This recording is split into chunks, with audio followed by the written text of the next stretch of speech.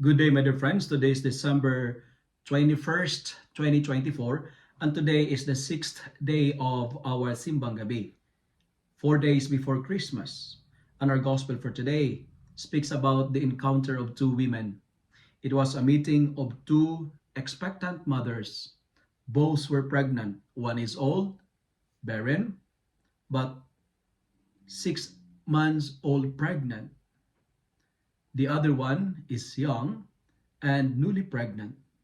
And remember, yesterday, our gospel speaks about the annunciation, the announcement that Mary will conceive a, a baby in the person of Jesus. Elizabeth was the older woman and Mary the younger one. And besides, the gospel also tells us that it is also the first meeting of the two baby boys inside their precious womb. The meeting of the Messiah and the precursor of the Messiah. In today's reflection, it's good to highlight and ask us what's the visitation of Mary to Elizabeth trying to tell us in our spiritual life. Let me begin my reflection with this question. What do you carry in your life? Or better asks, what are you carrying? What message are you bringing? In today's gospel, Mary brought Jesus to her cousin Elizabeth. And as a result, the child in my womb rejoice, said by Elizabeth, because of the visitation of Mary to her cousin. By bringing Jesus to her, Elizabeth praised the Lord.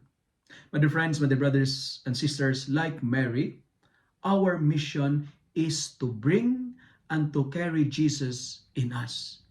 Bring Jesus with you all the days of your life, because you can bless others if you bring Jesus. You can transform the burden of others if you are bringing Jesus with you. You can be an instrument of joy, like the experience of Elizabeth, if you carry Jesus in you. People will praise the Lord if you carry Jesus in you. My dear friends, never walk alone. Never abandon God in your life. Do not drop your faith. Don't forget your spiritual weapons. Do not forget your spiritual learnings. Don't forget your important weapon, and his name is Jesus. Carry him with you. And the second point that I would like to share with you today, Elizabeth asks, when Mary visited her, she asked this question, and why this happened to me, that the mother of my Lord comes to me?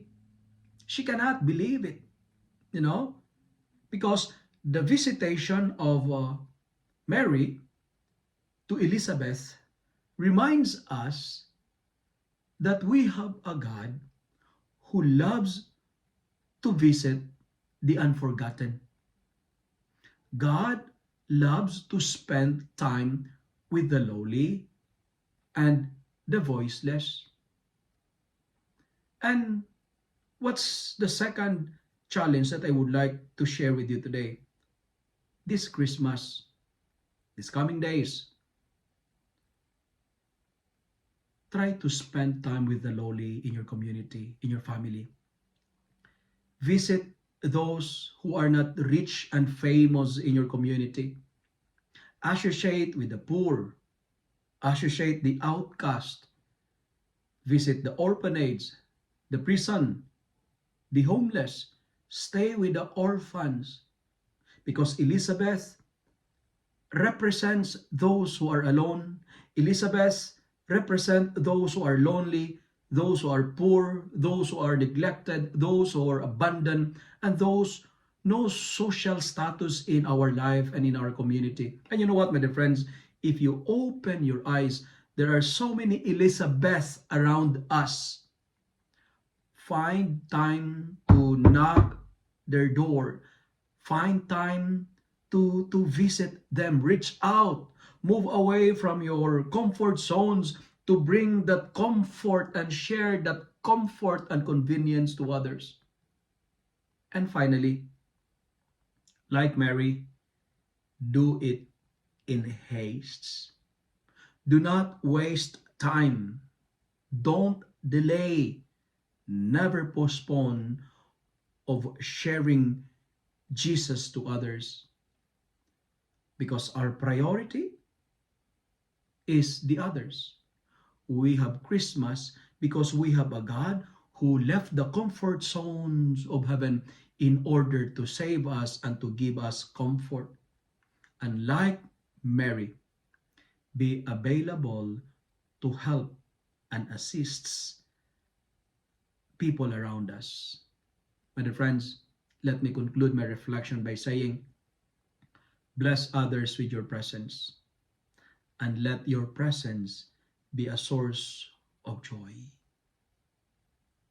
If you love and like this reflection, kindly share it with your friends, share it with your family, make the Word of God viral so that many will be blessed. Amen.